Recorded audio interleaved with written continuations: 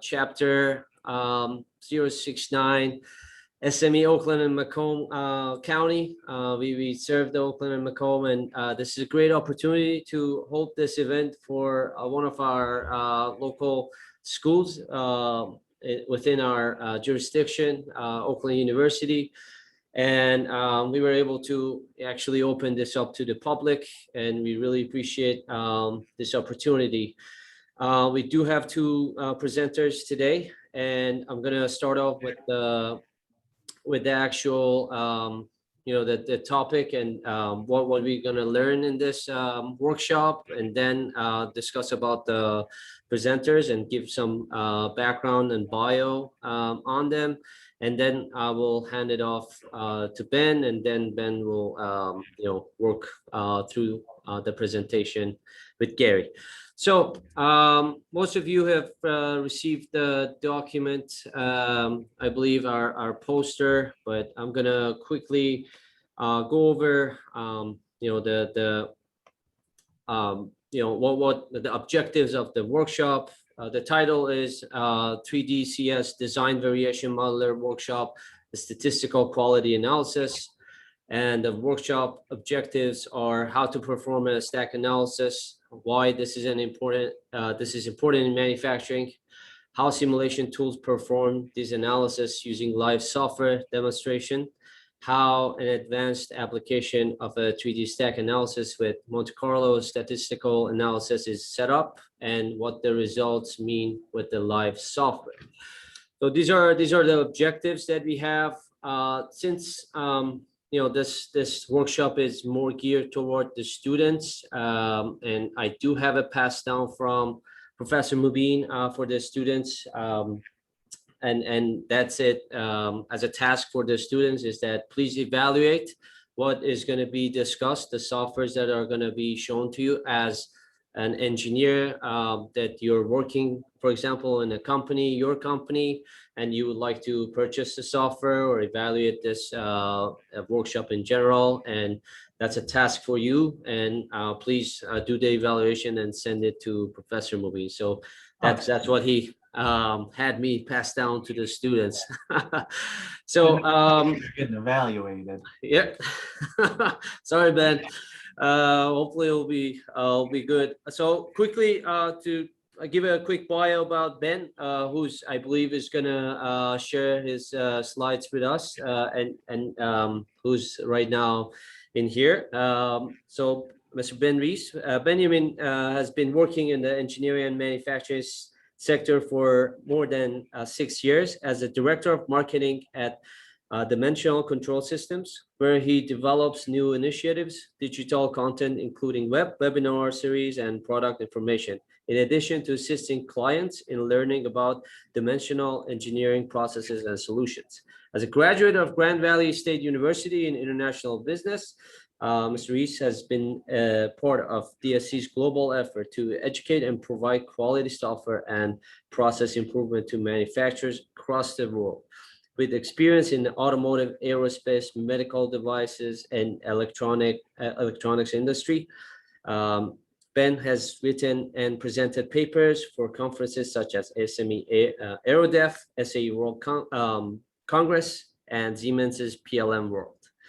Also about Gary, Gary Bell is a dimensional engineer with more than 15 years of experience working for Dimensional Control Systems, DSC, specializing on GD&T and dimensional management.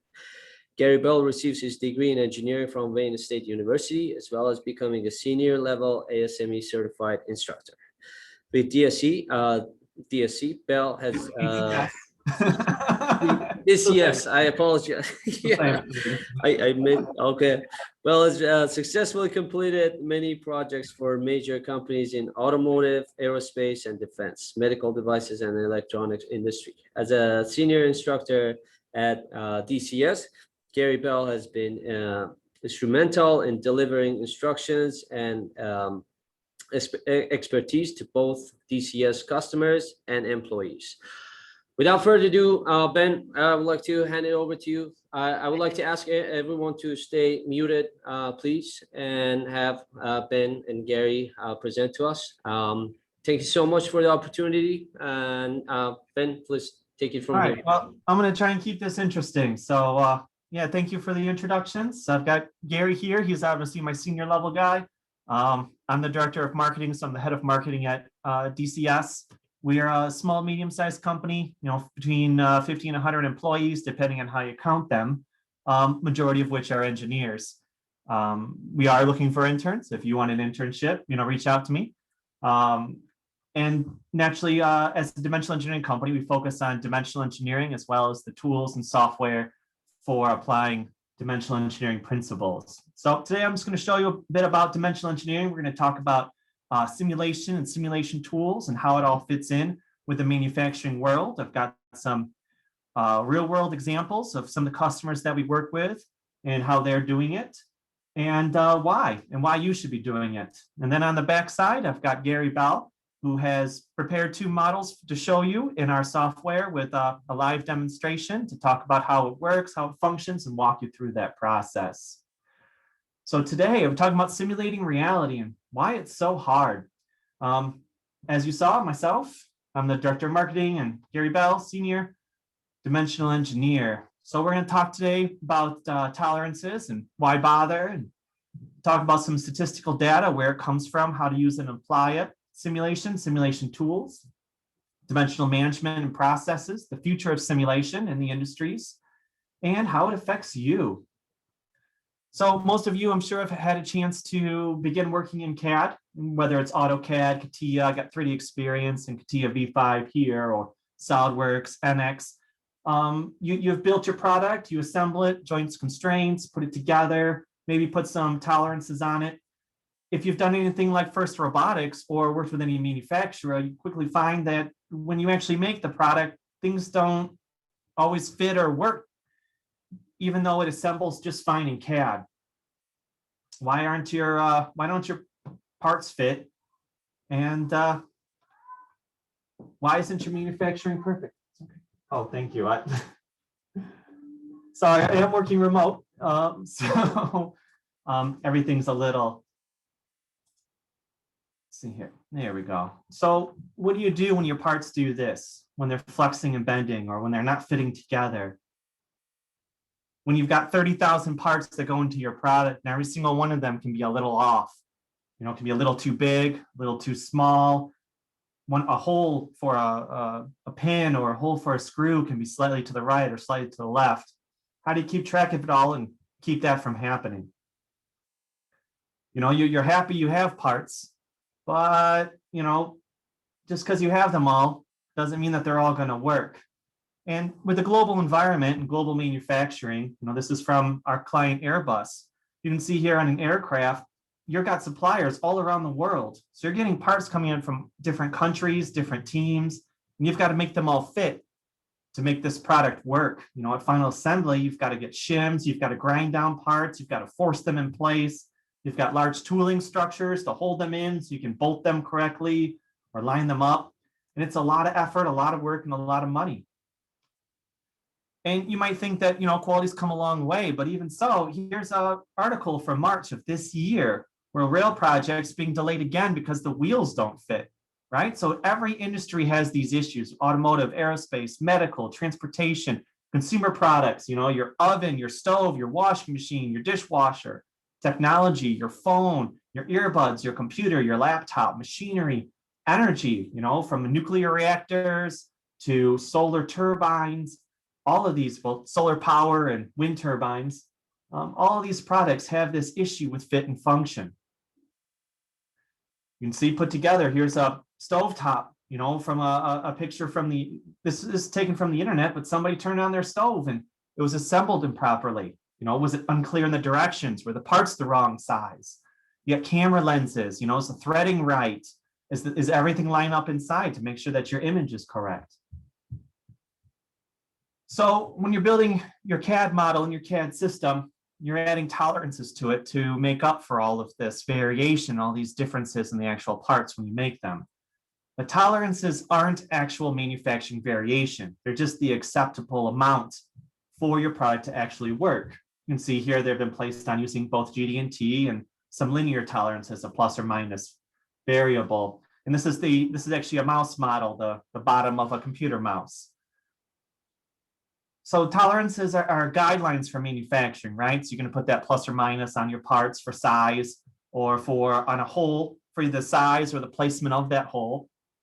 And then you want to design to make sure that your parts are still going to fit together. They're going to still work, even if they're slightly off within those guidelines, within those tolerances. But those tolerances aren't always put on using good data or using good information. A lot of times it's arbitrary. They'll put a plus or minus 0.5, 0.5 millimeters or plus or minus 2 millimeters as a general call out, which means it applies to everything on the drawing or on the model that isn't specifically given its own tolerance. And there are different ways you can apply these, right? So if I put a linear tolerance on parts along an edge, and I only put it on one specific part of that edge, does it mean for the entire edge? Does it mean for one area of the edge? How that can be read in a number of different ways. And standards have been put together to make it easier and better, give better ways to communicate that information downstream. So that way, when you're part of your engineering team, you've put a lot of effort into designing a product, that manufacturing is actually going to make the product to those designs. They're not just going to redo the drawings themselves based on their historic understanding of how the parts should go together.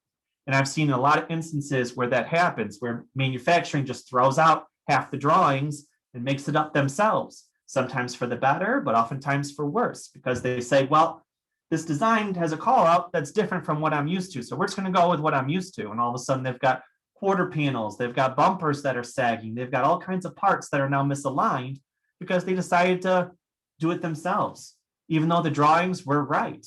It wasn't communicated properly and it wasn't checked properly. So how do we make sure manufacturing variation stays within our tolerances? Here's an example assembly plant. A car manufacturing plant will make 2,000 cars a week. Each car's got 30,000 parts.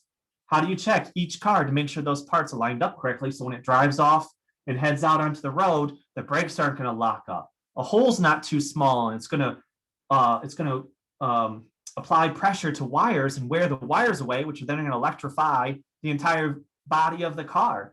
How are you going to make sure that the hood is on correctly so that debris doesn't get inside the engine? All of these things, you have to check and make sure are correct before it leaves your hands and it becomes even harder to correct later on, or worse, causes injury. Everyone's seen, the Firestone tire issues. Toyota Priuses. We had a Prius in my family that they would lock up, the accelerator would lock and they would be going 70 miles an hour down the road and you couldn't slow down. And people were driving off the road to try to slow down and running into things and dying. These are all issues that you have to watch for that can be caused by variation or stacks, where every part is just a little bit too big. And at the end, you've got a displacement of centimeters in size that can cause all kinds of issues downstream. So measuring parts, right? You've got to measure parts and you've got even more advanced tools. We're gonna quiet this down, but this is a ferro arm, right? It's a portable measuring device. You can see it's got a CMM probe on it, so you can probe different parts. It also has a light scanner on it, so you can create point clouds and actually create CAD models from an existing part. So you can go backwards from an existing part into a CAD model, and then you can simulate measurements on those so that you can scan a part, instantly measure it, and you can incorporate those measurements into your CAD model for root cause and for design improvement. So these kinds of measurement processes can help us check, different areas of vehicles, aircraft, all kinds of different products to make sure that everything is lined up correctly and that there aren't going to be any functional issues. But how much of the car are you going to scan? Where are you going to scan it? Where are you going to measure it? Something is out of a line. What do you do to fix it? How are you going to fix it? All of these things have to be taken into account, have to be taken care of. Just because you find something wrong doesn't mean you immediately know that that's actually what's wrong. An example of this would be that gap around the hood of a car. That gap can shrink because of parts on the opposite side of the vehicle. You could have a rear fascia or a rear fender could be misaligned or could be too large. You can push all the components on the vehicle off so that you don't see that actual difference or that misalignment until you start measuring the very front of the vehicle, but your issue isn't there. So you need to properly root cause that problem and fix the design by altering the assembly process in the rear of the vehicle, not the front of the vehicle where you picked up the problem. So even though you find the issue with your measurement devices, doesn't mean that solving it is as simple as just fixing that particular spot. These guys are great people too at Farrell. They're really good folks. So if you ever have a chance to go around and check into some internships, or you go to any conferences, look up the Farrell team. They're always great to chat with, and they'll let you play with all of their tools, and they usually have a really good setup.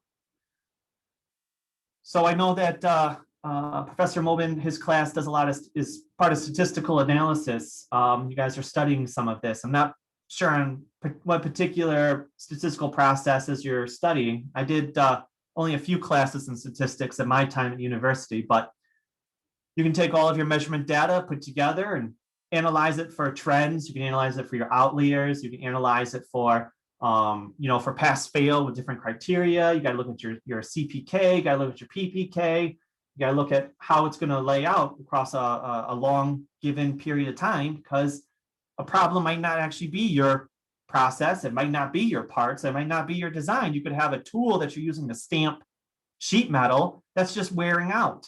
So when we measure all of our parts, you can't just measure the first 30 that come out and say, okay, our design is good, everything fit and functions, we're all set. It's got to be a continuous process. It's got to be continuously monitoring, and it's got to be continuously analyzing, which is a lot of work.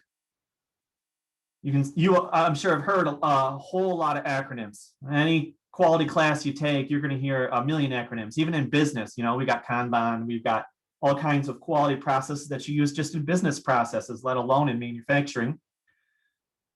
And these processes have to incorporate all of your improvements and corrective actions, right? Process improvement, tool adjustments, design improvements, proper root cause, as well as collaborative methods for bringing the teams together and getting everyone on board.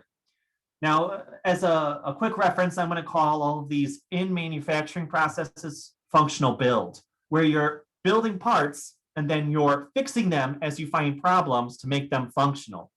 A lot of the Japanese methods utilize this, especially the Toyota method, where sure, you're going to make some bad parts, but you've got process improvement and corrective actions in place so that after the first couple of bad parts, you never make a bad part again. But that takes time, that takes money. You have to have a team to fix those parts. You have to have the correct measurement processes and inspection in place to find those issues. And at the end of the day, what does it all cost, right? Quality is very expensive, which is why quality is often a bragging right of companies that can claim to a high level of quality. Tesla got a perfect score in quality in was that the Automotive Magazine, and they bragged about it for a long time until they started people started finding holes in their quality process, and they had to go back and spend a lot of money improving their process. Quality is extremely expensive, which is why if you buy parts cheap, a lot of times their quality is bad, right? Because there's an offset. There's a lot less overhead if you're not worried about having very good quality. Okay, so we know how to fix it. So why isn't it fixed, right? We find a problem, we find out how to fix it. So why are we still getting bad parts? Why are you getting something from IKEA and it doesn't fit together? Why do bad parts still get made? So a lot of it has to do with when the problem is found, right? If I'm able to find the problem during design, when I'm still playing around in CAD, or I'm still working on initial design objectives or design iterations, and I'm just simulating virtual prototypes and digital twins and all kinds of other buzzwords for what you might call your CAD model. While I'm still working in that environment, moving a hole is just dragging it across your model and saying accept. However, if I find that in manufacturing while I'm actually making my phones, I have to check the line. I have to do a full root cause analysis to make sure that when I do corrective actions, I'm correcting the actual problem and not one of its symptoms. I have to throw out or fix all of the parts that were made while it was wrong. If I'm making 1,000 phones an hour and I have a problem I don't catch for 3 days, and I've got 3 shifts, that's 48 hours, that's 48,000 phones I've now got to fix. And that could create a whole team that could take an enormous amount of money to fix. But worse, what happens when those devices get into my customer's hands and the batteries explode, right? Or the phones melt, or the screen doesn't work, or worse, it's in a car and the cars crash, or the cars catch fire, or the car's wheels and tires explode from heat and someone gets injured. You can talk about that in cost of money, but you can also talk about that cost and harm to people because, we're people and you want to make sure your designs do good for others and aren't going to be causing harm. And everyone knows a recall is the exact opposite of what car companies want. I worked in car rental, and I'll tell you what, car companies will go through extreme hoops to keep from turning a problem into a recall. They'll do whatever they can to hide it as long as they can. As long as they can to keep it as inexpensive and as behind closed doors, right? They don't want the publicity. So you can see here just a really basic graph, where variation is causing my problems, right? And I'm finding my problems. And depending on where I find them in the product lifecycle determines on how much it's going to cost to fix, right? The longer I wait, the more expensive it is exponentially. So that functional build that we mentioned, right? This is what it looks like. You're designing it, you're building it physically, you're testing it, and then you're physically fixing it and sending it back to design.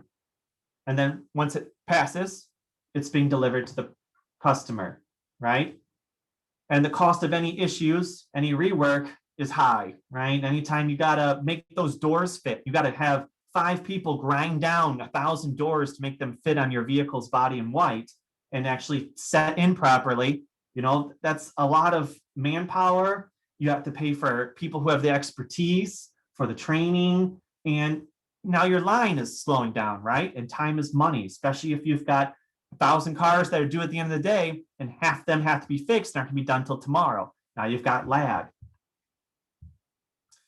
So what simulation does and what a lot of these products do is they add in this virtual element into the product lifecycle where you're making virtual prototypes and you're testing it virtually and you're measuring it virtually and you're simulating your prototypes. You're simulating your physical build. So instead of building 2,000 actual cars and measuring them all, I'm going to simulate the build of 2,000 cars, measure them all to get my statistical data, and then analyze that statistical data to see what my risk is of failure and what my risk is of different variation scenarios happening that can cause problems. Because after all, if I know where the problem is going to cause and my risk factor is only 1 in every 100,000 vehicles, it's a lot less expensive for me just to set up an inspection device to look for that one particular problem than to actually design out that worst case scenario.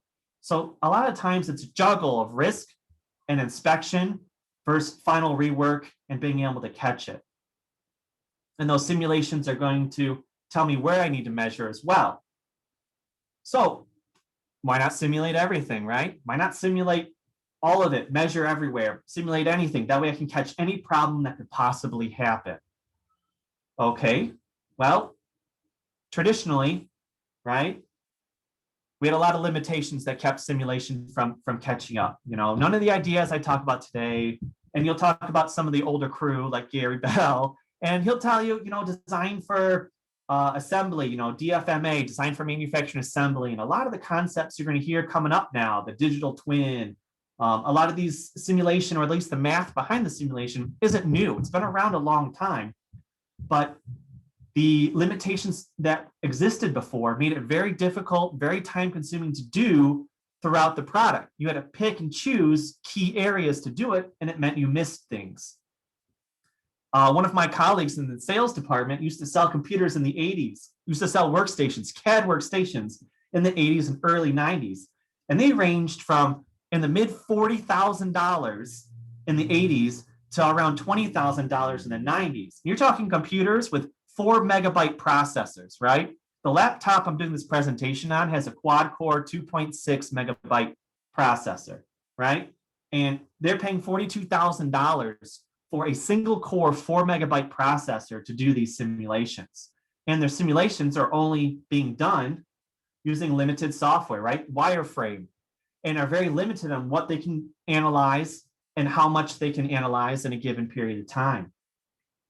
And we're seeing that both the hardware limitations and the software limitations are starting to disappear.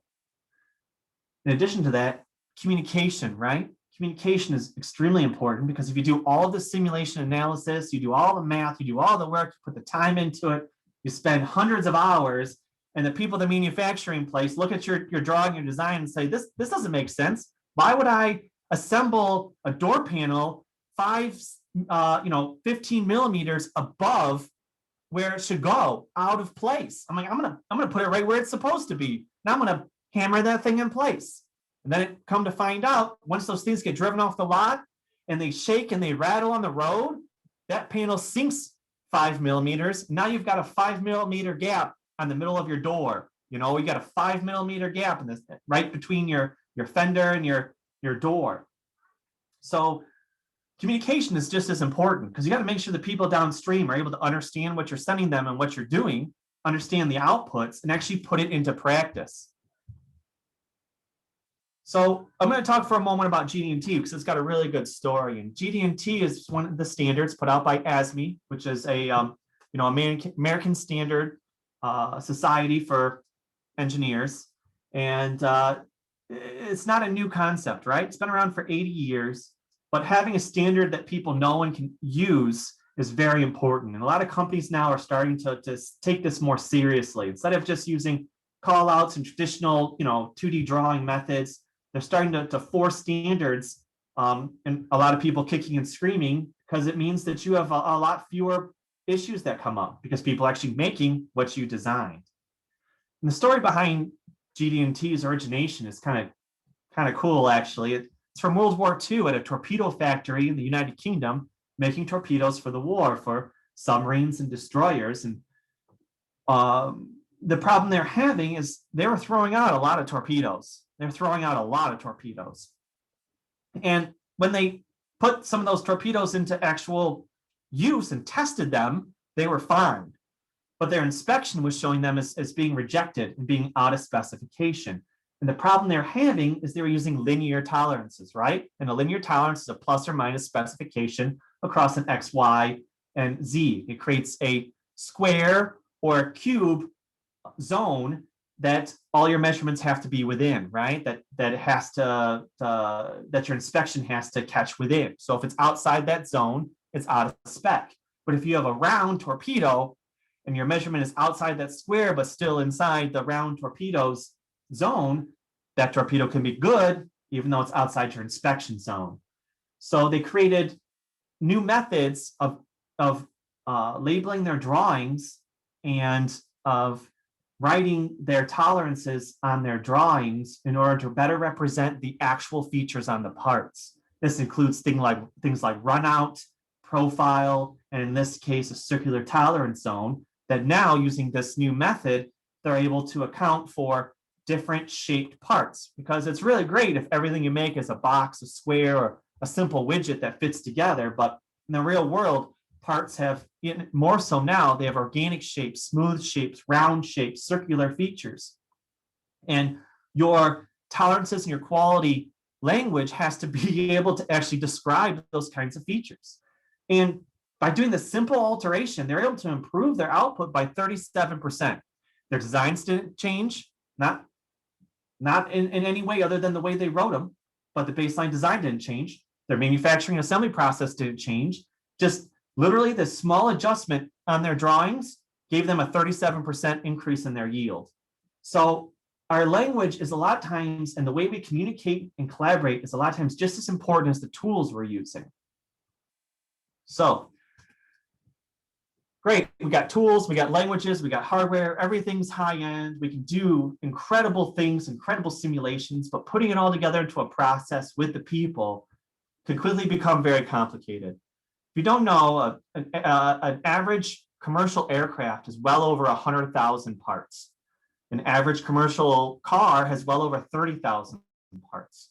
Even a laptop can have hundreds of parts. If you account for all of the screws and small panels, all the fasteners, every piece inside that structure, every piece in that product, and all of them have to be tested and checked, and all of them have to be, part of your quality process. This, for example, is Airbus's process when they're going through and they're trying to find which characteristics they want to focus on. So they're not just trying to simulate everything. What they're doing is they're doing very large simulations across much of the aircraft, and they're using those simulations to find which areas are going to be troublesome. And then they're doing their focus simulations on those particular areas to save time and to save money and to figure out which areas they have to measure. Because when you're measuring at final inspection, you want to measure as few places as possible to confirm that you have a good product, right? If you had to measure every single car going out of final assembly, you're talking about 1,000 terabytes of data a day, right? So each car that comes out, maybe you want to measure every fifth. You only want to measure these gaps and these places and these alignments and not have to measure the entire vehicle, or else you won't have anywhere to put the data. You won't be able to store enough data to actually hold on to it for longer than 48 hours. And you need more time than that to analyze it, to do your statistical analysis on it. Here's from General Motors, right? Now, our tools are getting better, our hardware is getting better, but our products are also getting more complicated. My wife works in automotive, and the vehicle she's working on, they have 5 computers that are all connected together. If any computer has a problem, all 5 of them suddenly have the exact same problem, and you're not sure which one the problem is, right? And they all have different software versions that all have to be compatible with each other and updated, and they all have to properly connect. And it's like this with all vehicles nowadays, right? You've got right here, you got 15 modules here, 15 different systems. This isn't even all of them. And they all have a different team, oftentimes in different regions, from different manufacturers and suppliers. They might have different languages. You know, you've got a team in India, a team in Germany, a team in China, a team in Japan, a team in Mexico, a team in Quebec, you know, and then you've got a team in France and the United Kingdom. And all of them need to collaborate to make sure when it comes together, everything's going to fit and everything's going to work. So it's more than just tools, right? It's a process, it's communication, it's your people, right? So this is just a dimensional engineering process here and why it's important, right? It specifies and communicates requirements. It reduces costs by opening up tolerances, right? So if part of your vehicle or part of your product is not going to cause any problems, why are you cutting out those parts with lasers, right? Can you just stamp them? You know, stamp sheet metal, which is way less expensive than laser cutting every single part, you know, because if it's not important and critical to quality, why are you making it? Why are you putting a general tolerance on everything, which might be too tight a tolerance for, you know, large sheet metal areas, but might be too loose a tolerance for critical areas that might be near, you know, controllers or modules or motherboards or wiring that you need to be very careful that don't cause any kind of rub or friction or touch. I mean, if you've ever built a computer, which is very easy these days, right? Every part just fits in its slot. You got to be careful because if parts touch metal or touch the body or aren't properly isolated, they could cause sparks or they can have electrical surges, right? And you want to simplify part verification, right? You want to inspect as little as possible to have the highest quality product as possible. You also want to get from design to manufacture as fast as possible. You can't make 15 prototypes, 100 prototypes, and still get a product out in 8 months, right? And all of this together, it's going to save you time and money, and while also improving your quality. This is just going through the stages and where dimensional engineering affects and reduces variation. I'm not going to go through this in detail, but you can see that there are benefits starting from beginning to end for applying dimensional engineering and applying simulation, whether you use it at the beginning to make a more robust design, make your design able to better handle variation in manufacturing. So if something does go wonky or some of your parts are slightly out of spec, your product will still work. Versus in production, functional build, using simulation tools to root cause plant problems so that you can incorporate your measurement data into your CAD model and find the actual source of that problem instead of just assuming it's where you found it. Because a lot of complex products, it could be on the other side of the product. It could be something you don't even expect. We were working with Philips Medical. They were making MRIs, and they've had a problem that's cost them millions of dollars with an alignment issue on the scanner, on a massive MRI scanning device. The scanner, they have to realign it every time they make these things, and it costs them a lot of money, and they couldn't figure out why. Well, it turns out the welds at the base of the MRI, the welds were actually wider than was in their specifications, and they weren't measuring them. And the stack up, the tolerance stack up of all of those welds just being slightly out of alignment was enough to make their end scaling device completely out of alignment and require full rework at the end of line. And once they knew the actual source of the problem, it was a very easy fix. They just never realized what was causing the problem in the first place. You can see here at General Motors. So they have a dimensional engineering process where they plan and design, and then they're going to try to stick to those standards, right? So when you're actually making it, you're using the standards, you're using the GD&T, you're using the actual CAD model, and you're using the simulation results instead of just going back to the way things have always been done. You've got test plans and measurement plans and tools that you can use to check something, right? If you've got a piece of sheet metal like this, you probably don't need to laser scan it into a point cloud. You can whip up a wood tooling fixture, a check fixture, right, to set that piece of metal in, and you can make that check fixture at your maximum tolerance specification. And if that piece of metal fits, it's good. If it doesn't fit in that, it's not good. Now you've got a fast, easy pass-fail process without adding a lot of cost to your overall manufacturing, right? And then when you launch the vehicles, make sure you've got a process in place for root cause and for solving and corrective action at the end of line. So that way everything is able to also be rolled into your next project, so that every time you start a vehicle, you have all this historic simulation data, all these historic plans and drawings that you can start with instead of starting from scratch every time. So here's some of the customers we work with. You should recognize many of these names. Some big names: Tesla, General Motors, Fiat Chrysler Automotive, or Stellantis, BMW, Jaguar Land Rover, but also GE, right?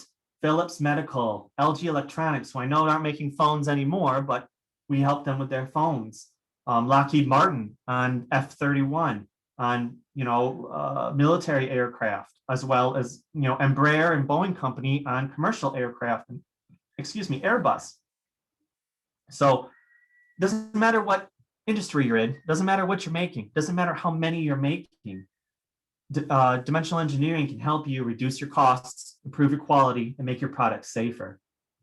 So here's a really cool example I just wanted to show you real fast. This is a fusion reactor they're building in southern France as a test to see if it can be a new type of clean energy to replace nuclear and coal. There are 35 nations collaborating to build this, and it is massive, right? And is creating a ring of plasma that is, it's not as hot as the sun technically. It's only like 300,000 degrees Celsius. So it's not quite as hot as the sun, but it's hot. And like every power system, it's a fancy way of heating water, right? And the water turns a turbine, and the turbine creates electricity. You can even see here on the right-hand side, right? But it's a regenerating process of energy. So it can create an extremely large amount of energy with very little input. But making this, right, you're talking about just the chamber that holds the plasma is 8,000 tons. And the vacuum vessel there is also the first level of safety. So it has to fit so the plasma doesn't blow through parts of it and start melting other regions of the device. It has massive electromagnets that have to be kept at negative 269 degrees Celsius so they don't melt, right? And these electromagnets use an electromagnetic field in order to basically push the plasma and hold it into that ring shape, that toroidal shape, right? And these magnets are massive. You can see just one of them here, and there are well over a dozen of these magnets all lined up in a circle to create this field to hold the plasma in place, right? Because if the plasma touches anything on the outside, touches anything, it's instantly going to start melting it. And these rings are being made in 35 different countries with 35 different teams, some of them using different standards or different methodologies. And one dimensional engineering team has to figure out how to bring all these pieces together and get them to fit. Because with rings this size, if they don't fit at final assembly, don't have a lot of options to fix them. Especially since they're all going to be lined up like pieces of an orange. And if every single one of them is a little off, and we're talking tolerances of like 30 millimeters, 3 centimeters, which if you've worked in any kind of engineering position, that is unreal. And if it's more than that, or all the welds line up and each one increases it slightly, your final piece isn't going to fit. And if you can't fit the final piece, you can't even turn it on, and you got to rework everything. So you can double the cost of the entire project just by not having your final keystone piece fit at assembly. And they're only making one. So by using simulation software, they can simulate building thousands of these. So they can have measurement results from thousands of different products, even though they're only going to have one. And they can do all of that before the first products are built. So they're doing 50,000 runs here. So they're simulating 50,000 builds of this product, and then they're doing a statistical analysis on the results in order to determine what their worst case is, what their risk analysis is, what kind of issues they're expecting, what changes they need to make, and finding out where the problems can occur. They're also really, really great people. I had a couple beers with them when they came to visit us, and it's incredible what you can learn from having a chat with somebody before or after one of these conferences. So that's where a lot of these tools are now and how they're being implemented. Dimensional engineering brings all the tools together and tries to put them into process, tries to make them work, and creates a team that takes responsibility for it. So you don't have everyone throwing the buck and tossing it over a wall. That's where we're at now. So we were at before. So where's this going in the future? Where is it heading? Well, automated modeling, right? Using AI to create models, or AI to automatically optimize models based on organic structures or other scan structures. Combining simulations tools, so your finite element analysis, your dimensional simulation, your fluid dynamics, all of these can be combined into the same system, so it simulates them all together. It can apply, say, a temperature range to the simulation to make sure all of your different processes and all of your different simulations still work after expansion from thermal influences, right? Or after, say, something is shifted out of alignment, and then it heats up. Is that combination going to cause a problem, right? So these simulation tools being put together allow you to have much more complex analyses. And then interconnected networks, right? Being able to connect the tools simultaneously to multiple teams. Of course, the internet is making this brilliant, and what they call the Internet of Things, right? Where hardware and software talks to other hardware and software without a person in between, right? So systems can educate other systems, and things can be done with corrective actions in order to interconnect those networks. So if a problem is found, all of a sudden the alerts change the way the machines are working, or shut down different machines, or do autocorrects without a person having to take things apart and fix them.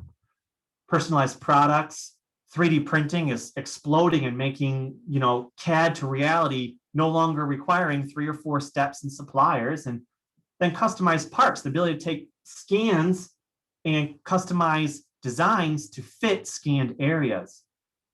So as I mentioned, automated modeling, combined simulation tools, interconnected networks. Some companies are already looking to do this. Dassault Systems is trying to make their 3D experience platform combine in also sales, marketing, accounting, inventory, engineering, ERP, payroll, all together so that they can feed off one another, right? So if you've got one particular product, its launch date has been pushed back. Marketing and sales are both automatically alerted. They're kept updated on design variants and on where you're at in the particular product life cycle, so they can make sure not to overpromise to a customer that, yeah, you'll get that product before April to start your manufacturing in May.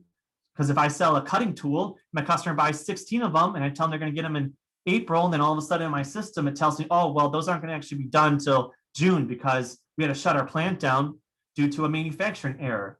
Having those systems connected means I can stay up to date and informed. It also allows teams to work in parallel or at the same time on the same models. Personalized products, right? I'm sure some of you have made your own CAD products and then printed it right away, made the STL file and made your own shoes, custom designed. If you're into cars, you can now custom make car accessories and fins and new plastic parts that you can put on your vehicle to stylize it. Doodads, widgets, and trinkets, right?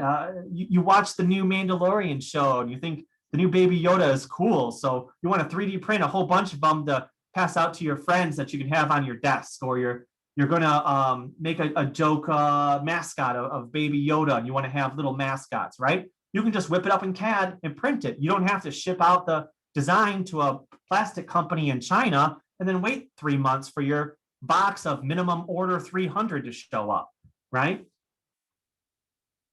3D printed replacement parts, on-demand suppliers, also unique structures. Aerospace companies can now lightweight planes by making the internal composition of their parts a matrix, a honeycomb instead of solid, right? And it makes the part just as strong, just as durable, but much, much less weight. You can see here, this is a piston for a combustion engine.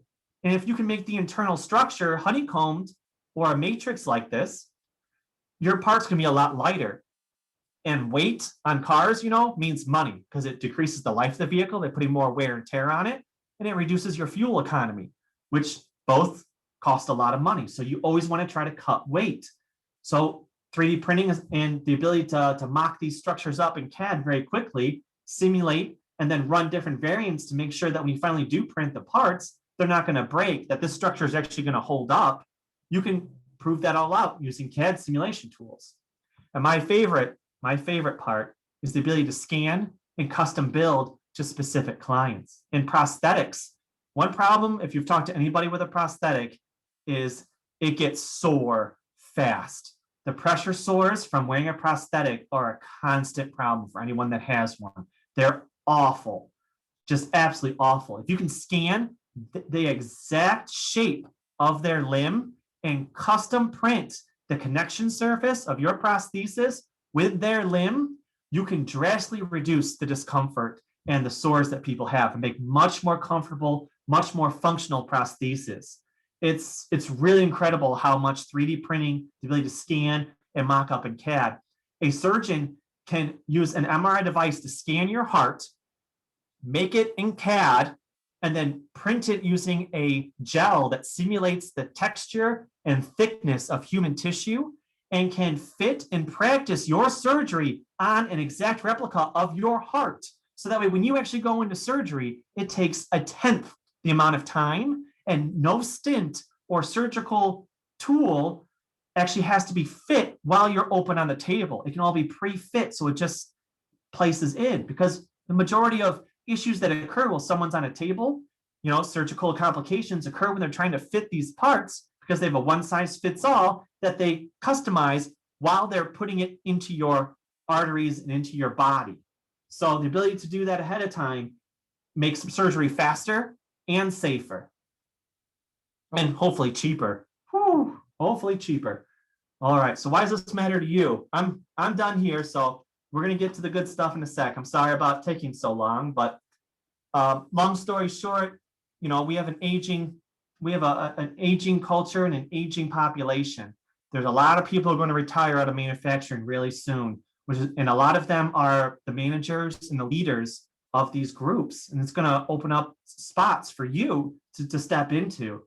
And with recent generations being more acclimated to technology, more trusting of the output, so that you're not redoing everything by hand just because you don't trust the computer, means that more and more of this technology is going to be incorporated. And because it's going to be incorporated, it means more tools are going to be invented faster. The culture is going to adopt these technology faster.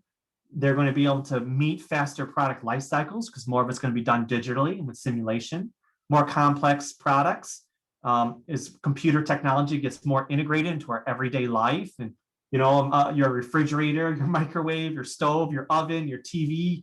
I mean, I have lamps and lights in my house that are on my home network, right? So that way I can put them on a schedule.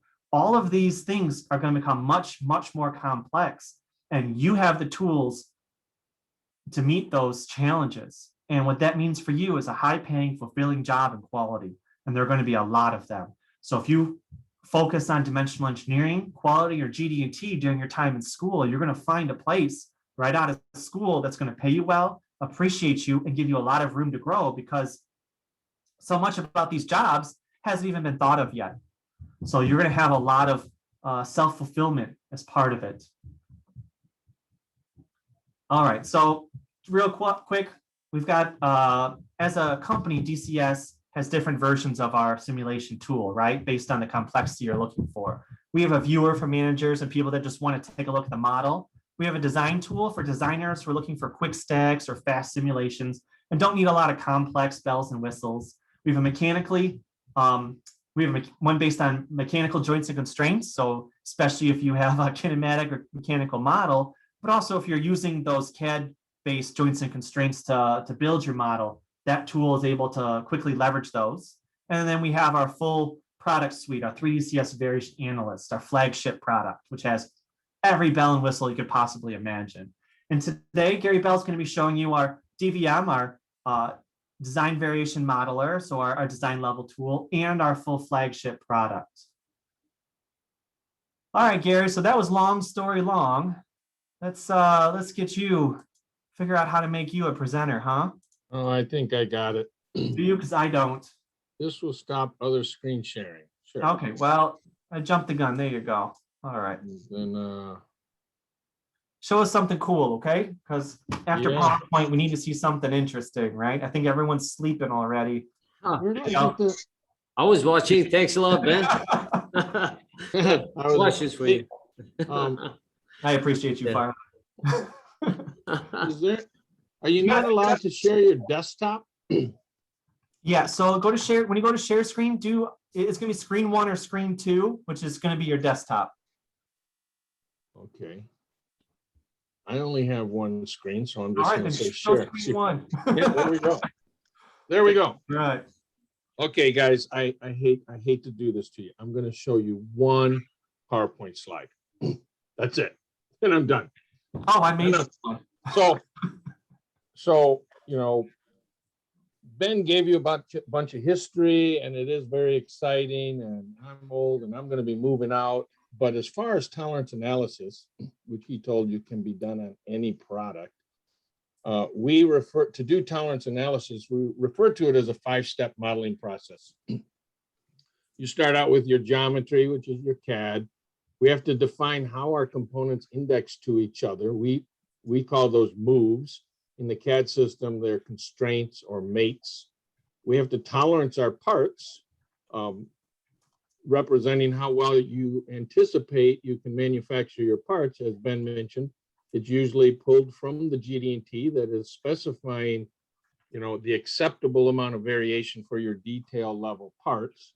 And then we define measurements, where it is we want to analyze a product from a dimensional standpoint.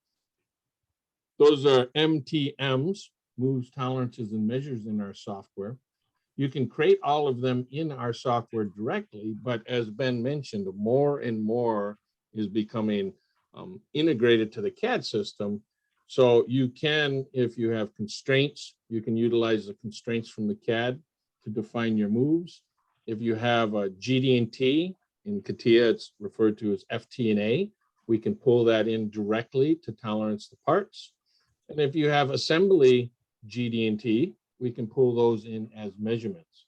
So the whole idea is the more and more information that's already in the CAD system, the less you have to do your tolerance analysis. So now I'm going to click over here, and this is our DVM package. You can see it's quite simple. There's not a whole lot of icons in it. It's inside CATIA, so you can see I'm running CATIA V5. I guess if you guys don't mind, because I'm being blocked out by some of the Zoom. So I gotta. Now we have to watch you resize the window. I am. Yeah, I'm resizing the window because I couldn't see these icons up here because they were covered up by the Zoom control, which I probably could hide, but I don't know how to do that. So here you can see I have my CAD parts, and you just click on them. And, if I open up the CAD part, this is the design, and all of these parts have embedded GD&T.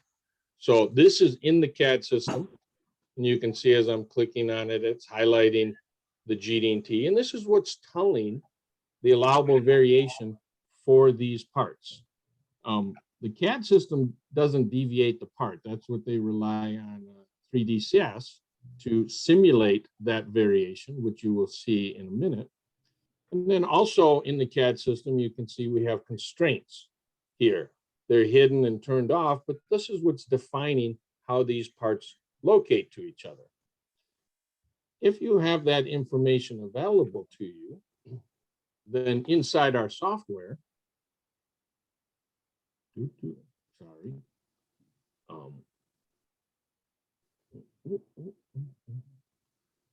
Man, there's all kinds of stuff that's blocking my view. There we go. Now it's blocking it again. There we go. Hold on a second. So you can see inside our software, I can pull the constraints directly from the CAD system and turn them into moves in our software. So right now, if I hit nominal build, nothing happens. This is our graphic analysis that will simulate the build and any variation. So if I come up here and I say update constraints, let me pick this top product here, you can see it turned these constraints that were in the CAD into 2 moves. So I'll exit here. And now all of our data in CATIA is stored in the DCS storage, which is in the applications folder of the product of your design. So now down here, you can see, let me, you can see if I click on the base here, it highlights the base in the CAD, it highlights the base in the CATIA tree, as well as in our tree here. And when I hit that button, it created these 2 moves. And it highlights what it's using for those moves. If I open up this move just so you can see it, we're just picking features off of the part that was defined by the constraints to say, hey, this surface mates to this surface mates to this surface. And it's utilizing the CAD data. So now if I hit nominal build, it assembles. Now, even perfect designs with no tolerances will have variation. So if I zoom in here, you can see I located the blue part, this blue lever, I located it to these 2 holes, and the pins are smaller than the holes. So when I hit deviate, you can see there's variation occurring. This is not tolerance. This is variation just due to perfect parts that can float around.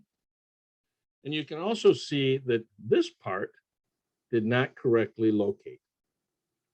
So, and that's because the constraints were not completely defined that said, hey, this pin is supposed to locate inside this slot.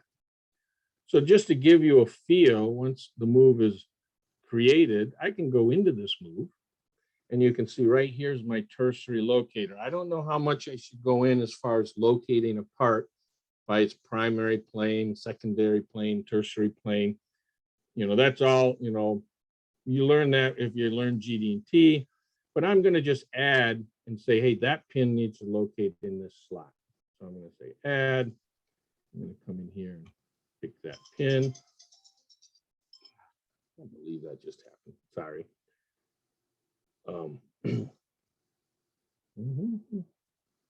Okay. Why did it? Sorry. Well, that's an interesting bug here. It's not letting me pick that pin now, or the hole. Metal insert. So, very interesting. So for now, we're not going to have that part correctly located. We'll continue on. I'm not sure why it's not letting me pick it at the moment, but you can see these parts all have GD&T. I only have the GD&T displayed on this part here. I'm going to come over here and turn my mesh on. And the mesh is what we use to represent the surface. So you can see that the bottom of this part has got a mesh here and on these two pins, and that's because that was needed for the move. And if I hit deviate, you don't see anything move in the separated position. But I know these parts have GD&T. So I'm going to come up here and I'm going to say, hey, I want to pull the GD&T in from the CAD system. And I can say all components, parts only, products only. I'm going to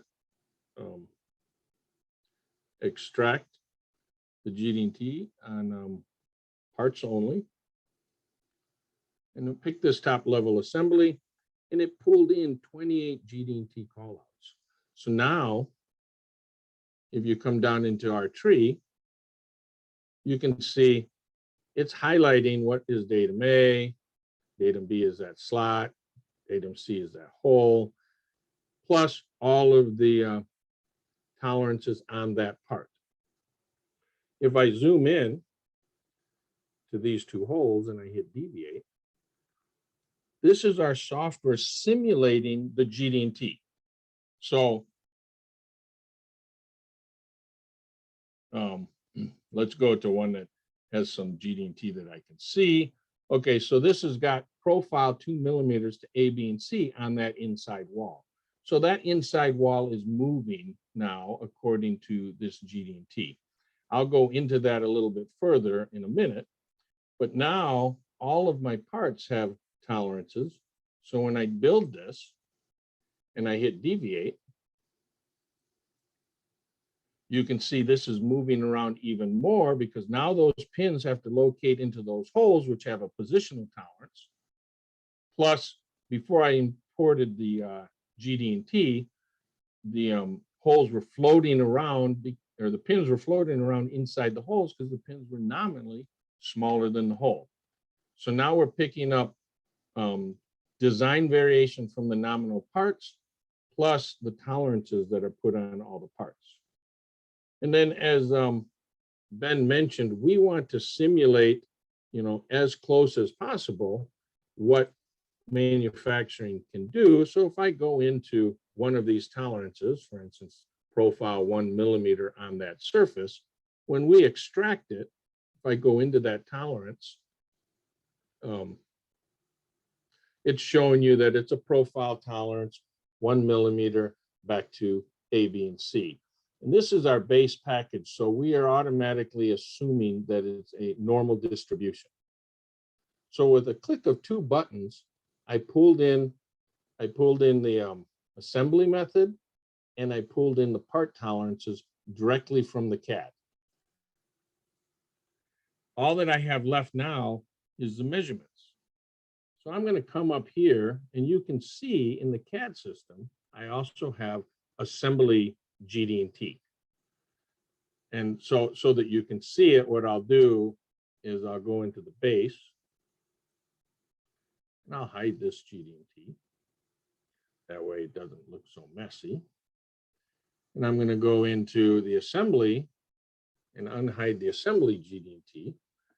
And so this is showing you that after this is assembled,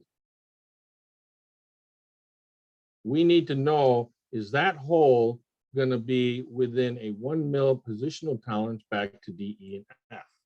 And D, E, and F are the assembly datums on this part. So this, and then we also want to know that the gap from that face to this face is 4.04 plus or minus 1. This is not a tolerance anymore. This is a dimensional requirement for the finished product. So because I have this assembly GD&T in the model, and if we look down here in this tree, I have parts with tolerances, and I have moves that assemble it, but I don't have any measurements, the third thing in my model. So I'm going to come up here, and I'm going to say, I want to update my GD&T.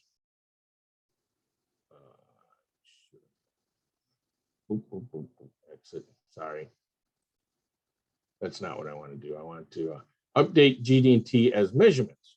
So I click this button, Now, again, I'm going to go up here and pick the top level product. And you can see it read this GD&T and says, hey, I created 2 measurements and 3 datums. That was the D, E, and F. And if I exit, now down here, I have a profile tolerance measuring how much is that face varying at the assembly level. And I have a position tolerance measuring how much is this hole varying at the assembly level. I do not have this measurement yet. So I'm going to come up here because this is not a GD&T measurement.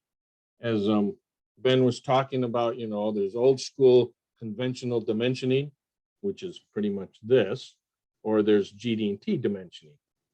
So I'm going to come up here now and I'm going to say, hey, I want to input update any measurements that I have. Again, I'll pick the top level product and it says, hey, I made 1 more measurement.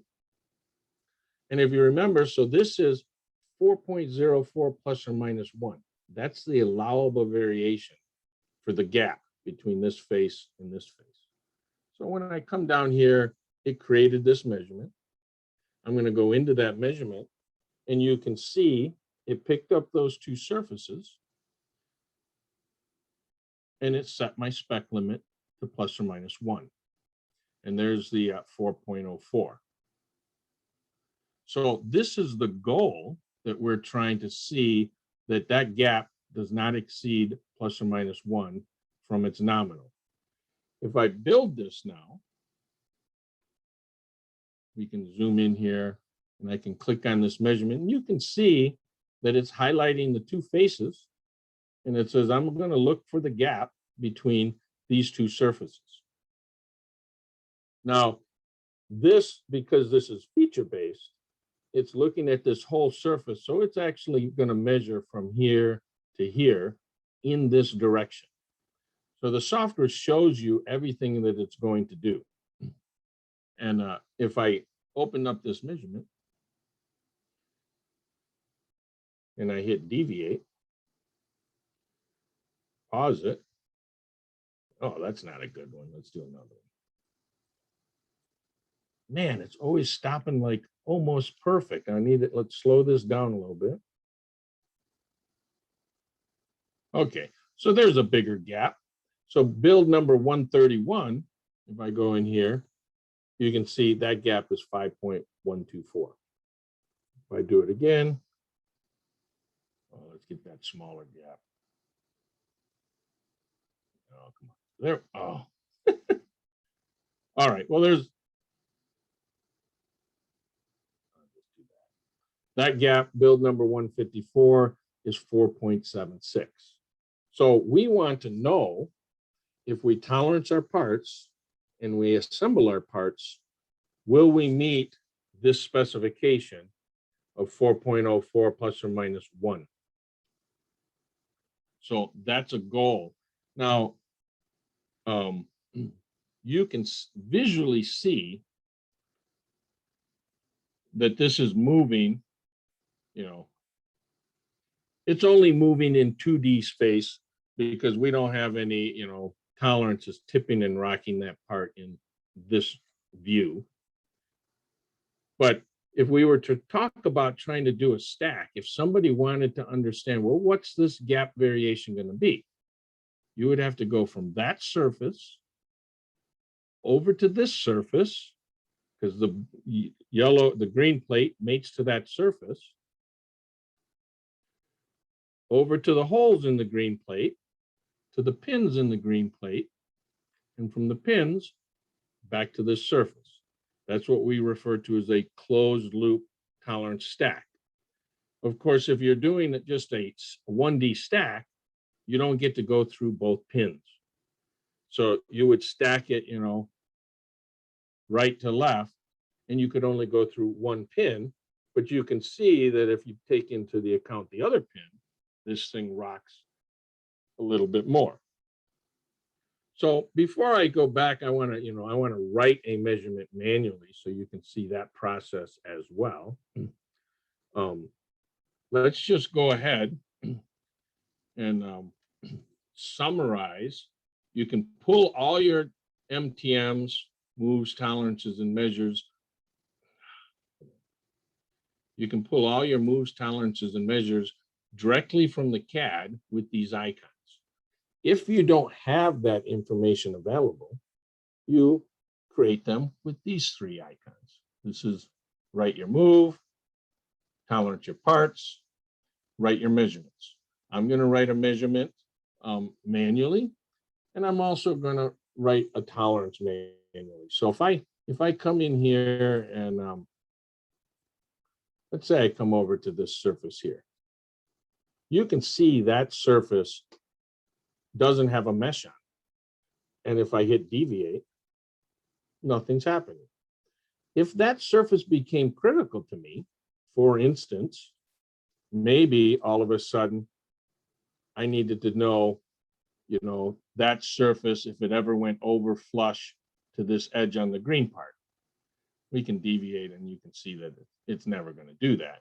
But, you know, just for talking points, if I did need to know that, well, then that surface needs to have a tolerance on it. So I would come up here and I'd say, okay, I need to add some GD&T. It says, pick which part do you want to put some GD&T on? I'm going to pick this part. This is all the GD&T that's already on that part.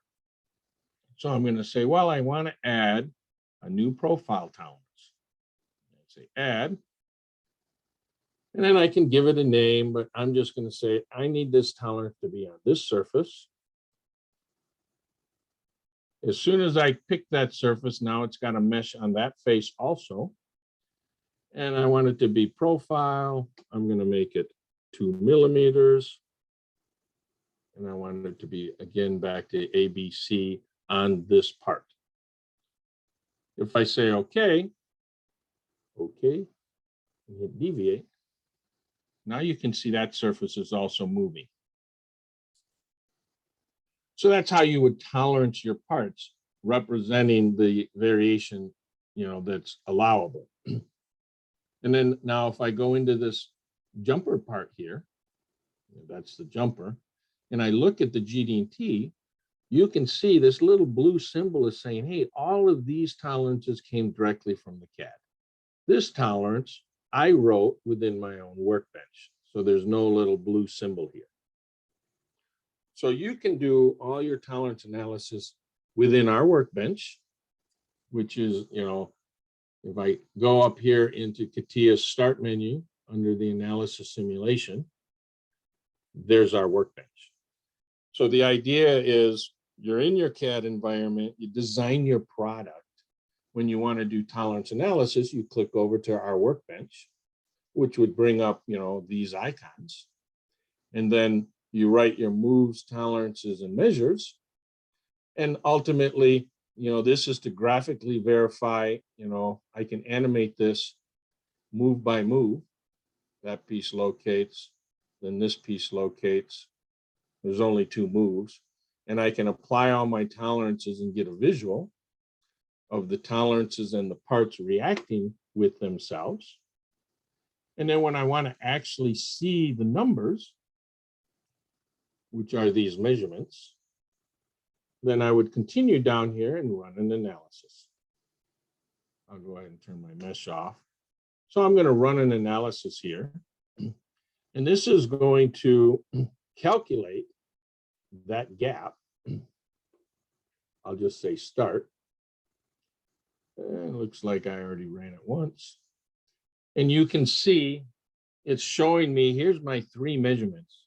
It's giving me the 3 measurements up here. If we focus on this linear measurement right here,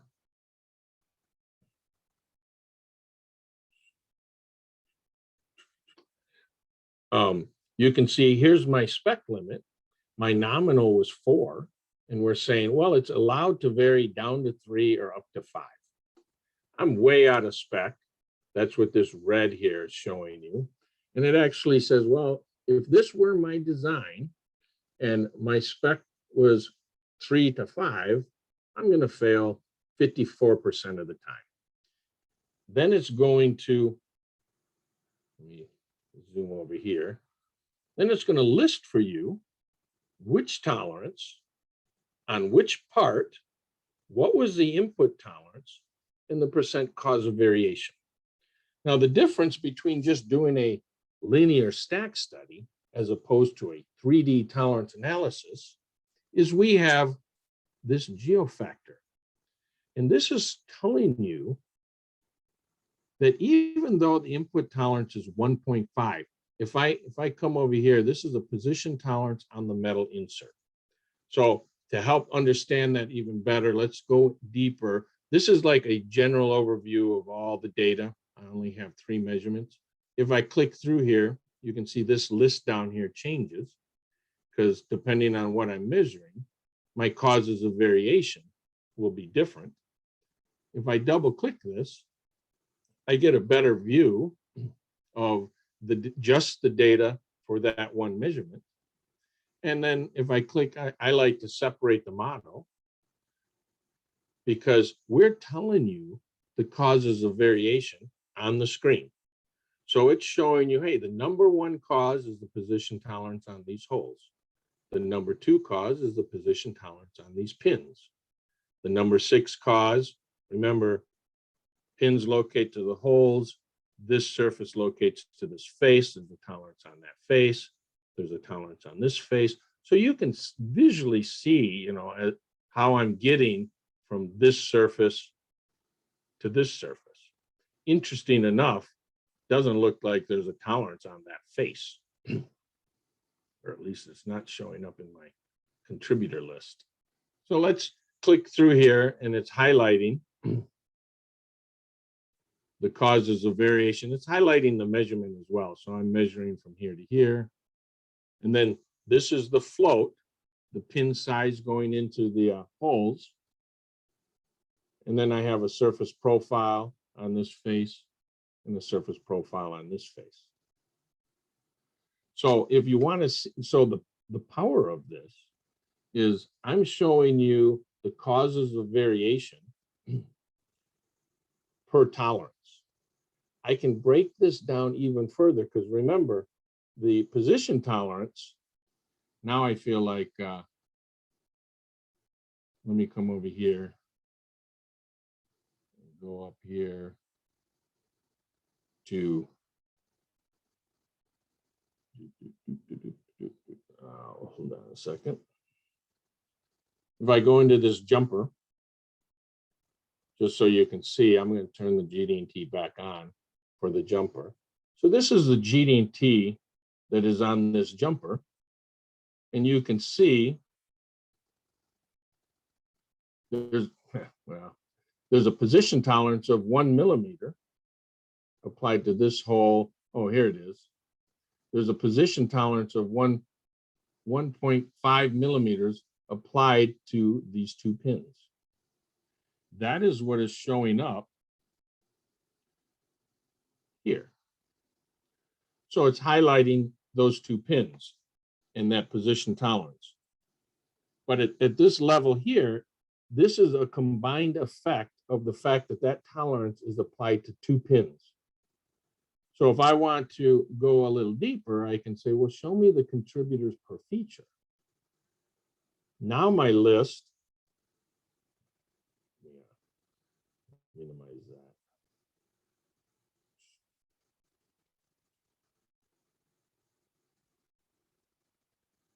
Let me see if I can give myself some more room here.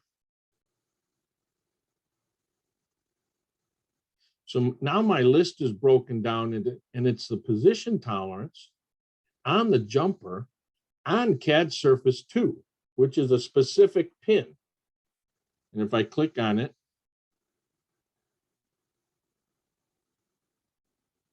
oh, it's still highlighting both features.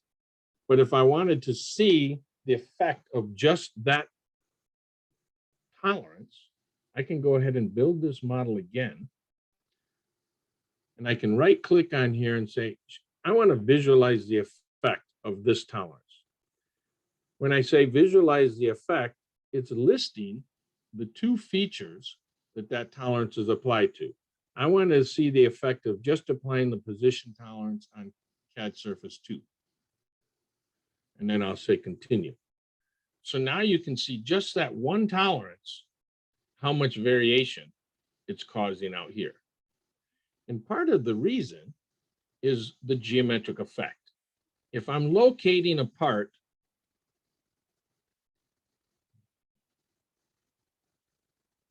if I'm trying to measure here, but I'm locating the part with these two pins here, because this is projected so far out, you have to calculate what the geometric effect, trigonometry essentially, if I move this pin backwards 1 millimeter, this whole thing rocks. How much does this close?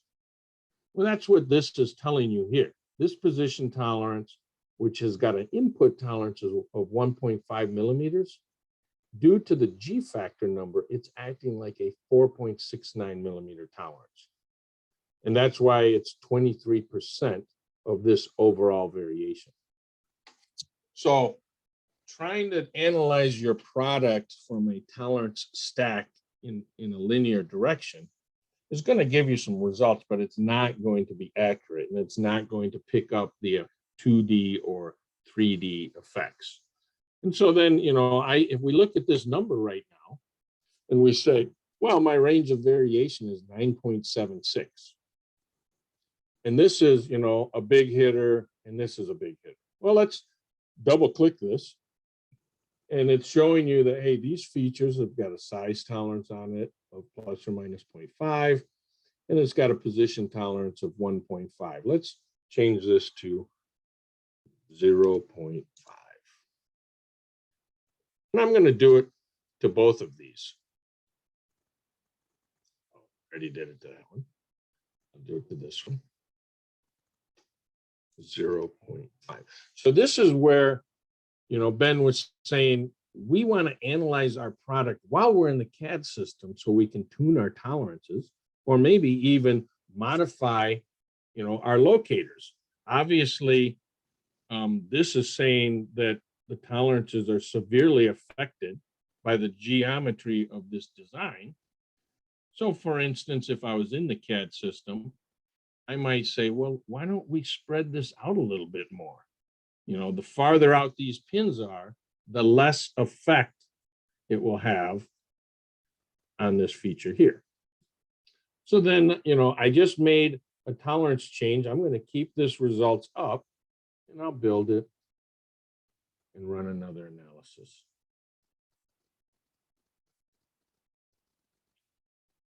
And if we go back to this measurement, let's double click it.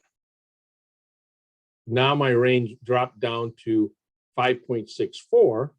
And let's look at those position tolerances. Here's the 0.5 and the 0.5. Notice the G factor numbers did not change. Okay, but their effective tolerance decreased because, we decreased the range of variation of the tolerance, still amplified by the G factor number, but it decreased, it moved this position tolerance down to the number 3 contributor when, it was always number 3. It's just, oh, well, that's not the one. Let's look here. Yeah, so these were 1 and 2, and now one of them, this one here dropped down. So the idea is inside the CAD system directly, we can start analyzing our product from a dimensional standpoint and make part design changes and tolerance changes live until we get, the results that we want. Just so you can see, the process. So we can tell, or hopefully you could tell, because I was attaching here and here, when I'm measuring out here, I'm going to get a lot of geometric effects. Well, let's see what happens if I just measure this gap, right? This is in line with my locators. This is what helps you understand how your parts are reacting. So I'm going to go ahead and separate this. And I'm going to say, well, I want to write another measurement. Now I'm going to do it manually. And I'm going to say I want to write a dimension distance. And I can pick my feature surfaces directly But if I do that, then it's going to take the geometric center of this face and this face. So I'm going to say, no, I want to do a point and click. And then I'm going to say, all right, I want to measure from here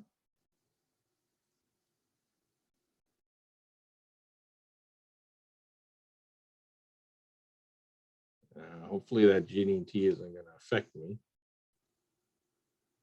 to here. What did I do? Point and click. Let me go up and hide that GD&T. Oh, I understand. Close. If I say okay, it's going to say there's an error. Keep the changes anyway. I'm going to say yes. Okay. Let's hide this GD&T again. Now, I already have the measurement in here, so I can just edit it. And hopefully I can come here and say I want to measure from there. There we go. The GD&T was kind of getting in my way and causing some problems. So now I'm measuring between a point here and a point on the other side. So let me go ahead and build this. Click here. And it shows you, oh, I'm measuring from here to here. Well, let's run this.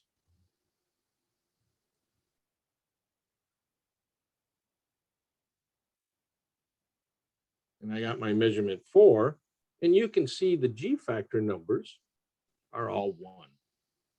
Okay, because I don't have, I'm basically locating here and measuring here. So any tipping and rocking is having next to no effect on this measurement, where tipping and rocking has drastic effects out here. So part of the idea also is that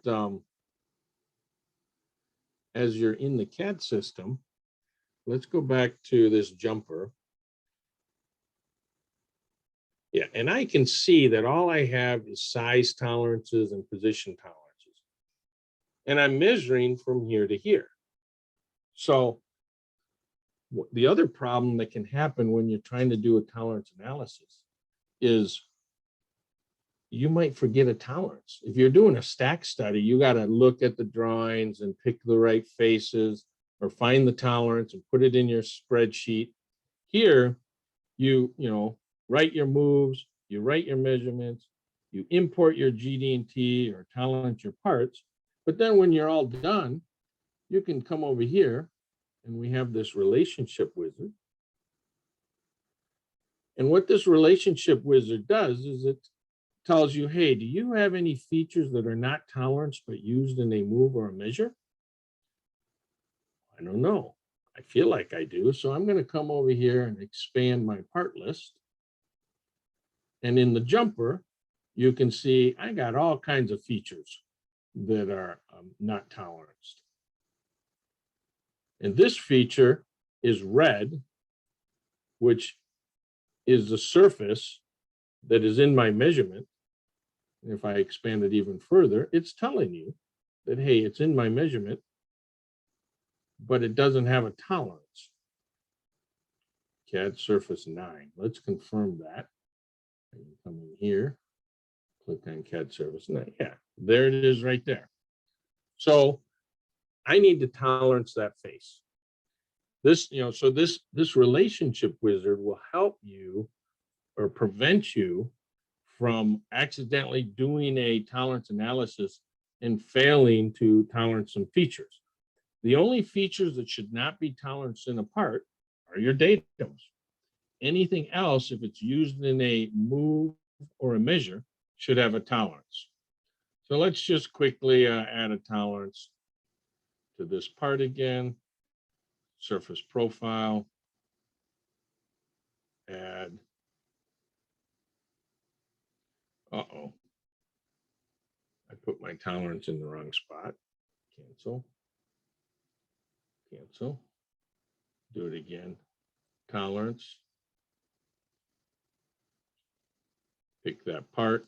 There we go. I want to add a surface profile. Add. Pick that surface. tolerance it back to A, B, and C, 1 millimeter. Okay, now let me go back to my relationship wizard, go into my parts, and you can see my jumper. I no longer have any red because I toleranced that part. Feature number 9 is good. So this helps you track, you know, do you have a feature in your model that should be toleranced that is not toleranced? And this helps you track, did you tolerance your part with something that is incorrect per the standard? You know, so I don't have anything incorrect per the standard, and I could try to make something incorrect, but our software is so diligent, sometimes it won't even let me make it incorrect. You know, for instance, let's say I went to my GD&T, I picked this surface or picked this part. I change this to a position tolerance, add, and I pick, dang it, I did it again. Cancel. You gotta have it in the right mode. I know, it's making me crazy that I keep missing that. Yeah, it's only CATIA that does that too, right? Yeah, it's only CATIA that does that. Add. So I'm going to add a position tolerance, and I'm going to pick this face here. Close. And let's see what happens if I say okay. Yeah. See, automatically it's already saying, hey, you don't get to put a position tolerance on a flat surface. So the soft, you know, and then let's see, it says GD&T contains a planar feature, but a zone diameter is non-planar. You know, I can say apply changes and close anyway. Okay, okay. Go back to my model variation or my relationship wizard, go into the jumper, and now you can see it says, hey, I got some bad GD&T. And if I expand down, you know, it's right here. And it says mismatch zone shape. So the idea is as we get more and more integrated into the CAD systems, and the CAD systems are smarter and smarter for us, we make less and less errors, and it becomes easier and easier to do tolerance analysis, and it's 3D as opposed to 1D. So are there any questions at this point? This is our base package. So I want to open up a model to show you, our, flagship, which allows you to integrate, FEA data, thermal variation. Yeah, Farhad, we're a little low on time here.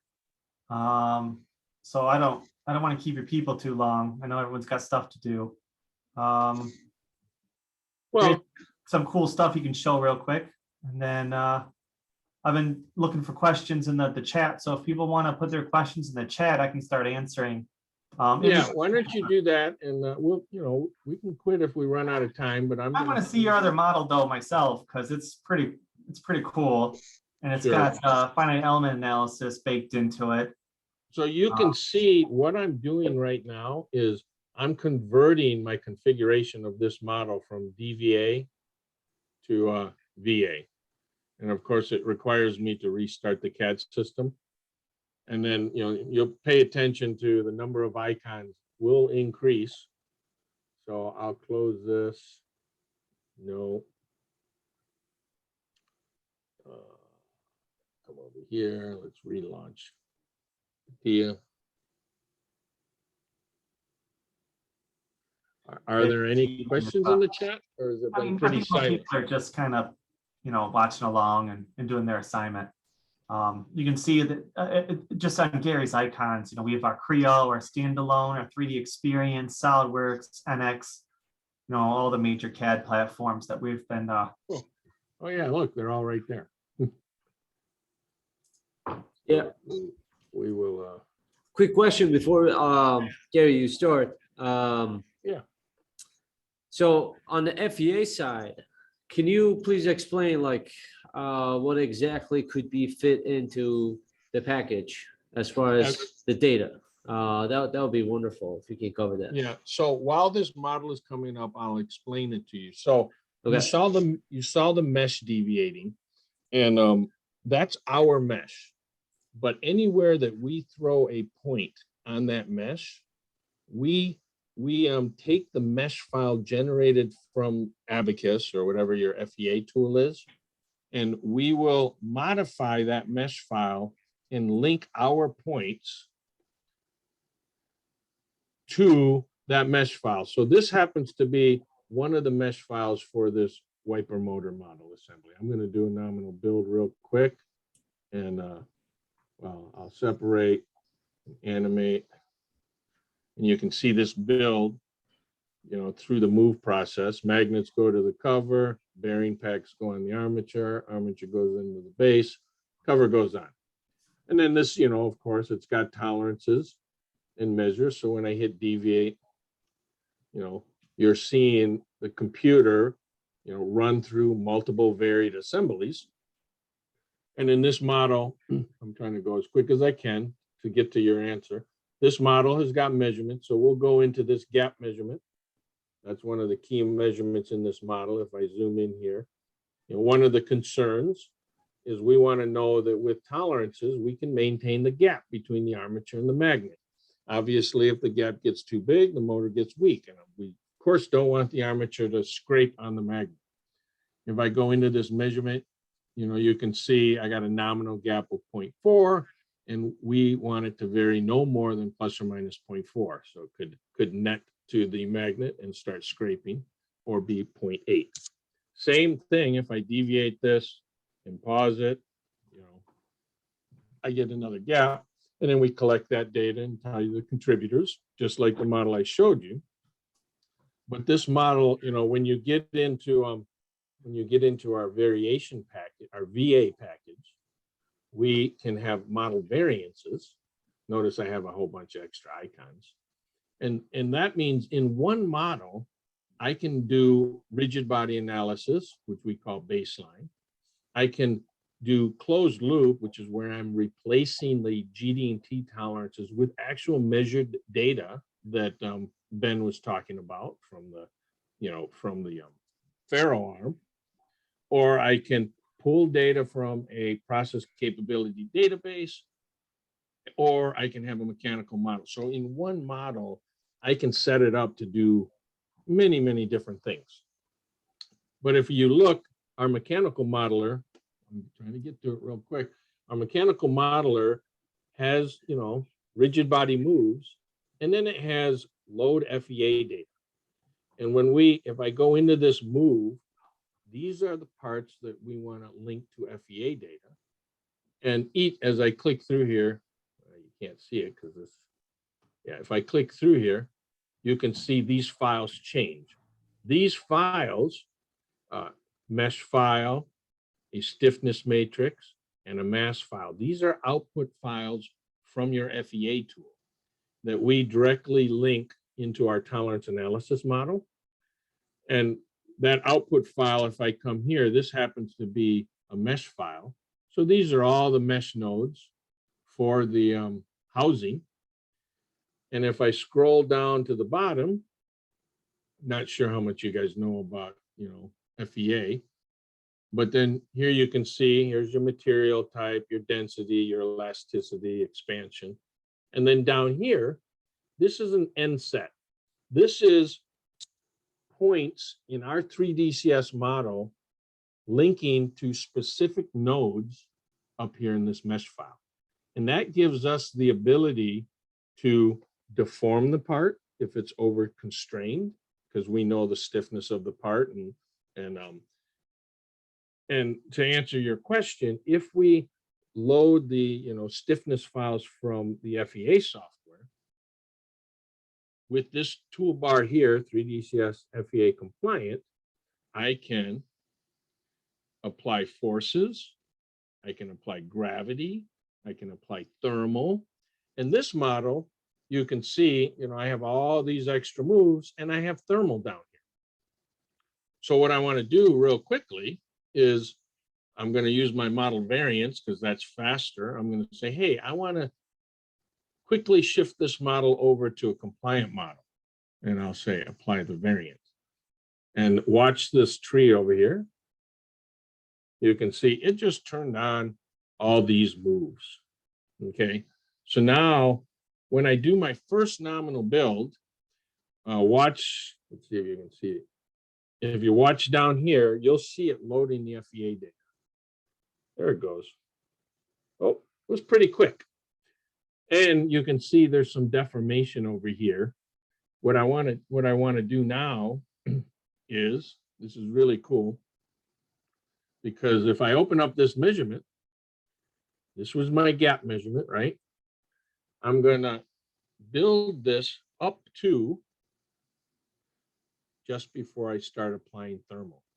And you can see here, we're applying a temp. Well, before I do that, I guess let's go here. Inside this move,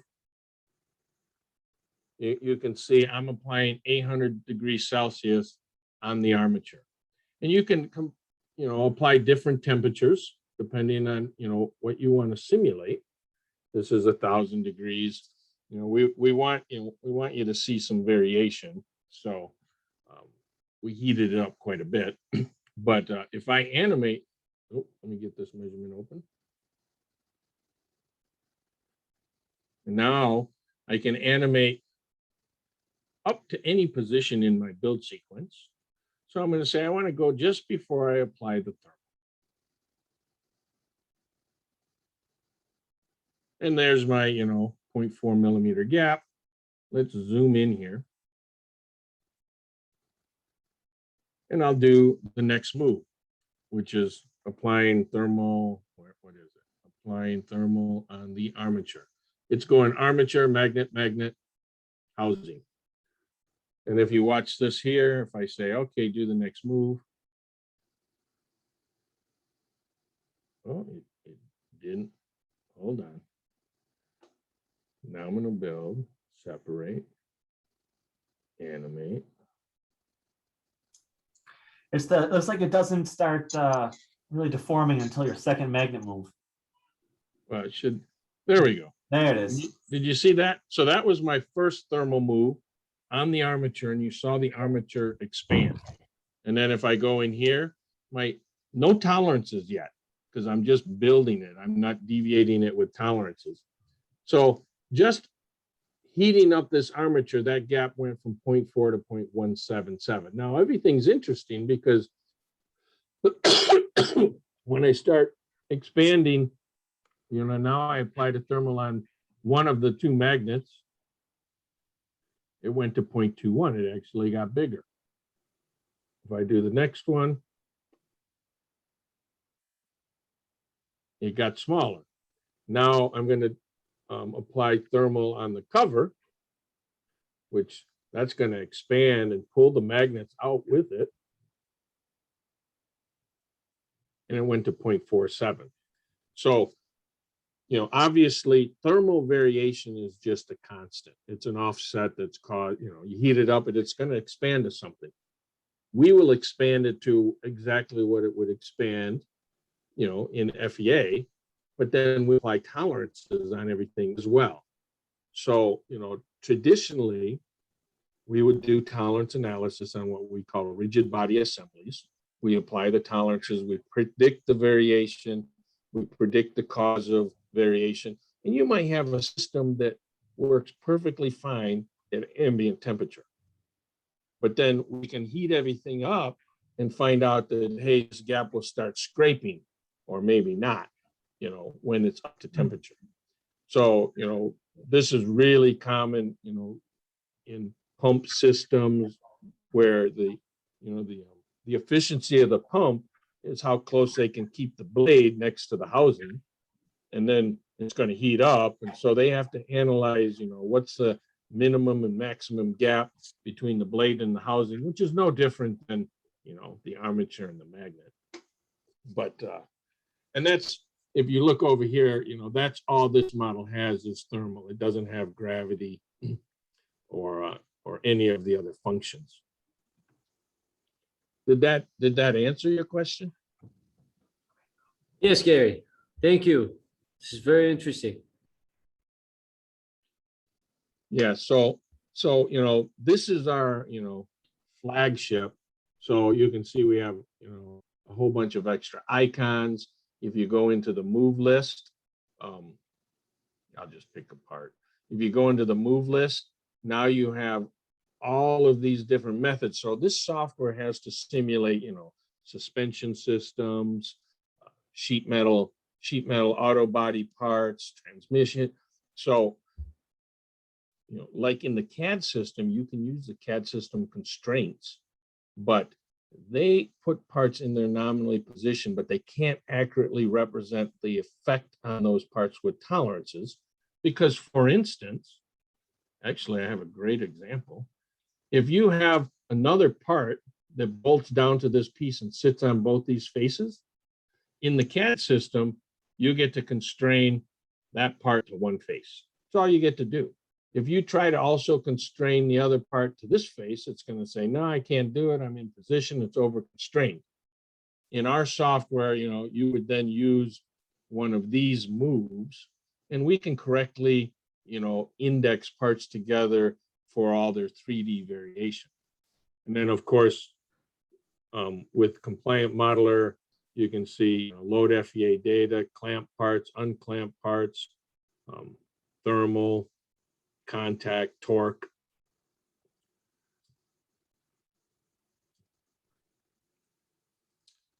So this just has more. If I go into the measurements, the previous package that we were showing you, the DVM, you had two measurements.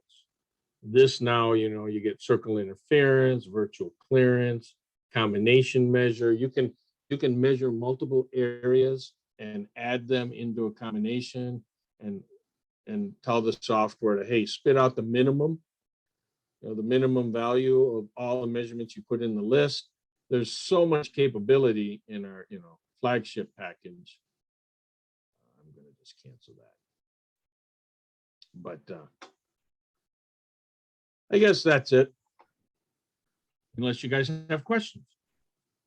Oh, the other thing is, when you get out of our DVM package, if I go into, let's see.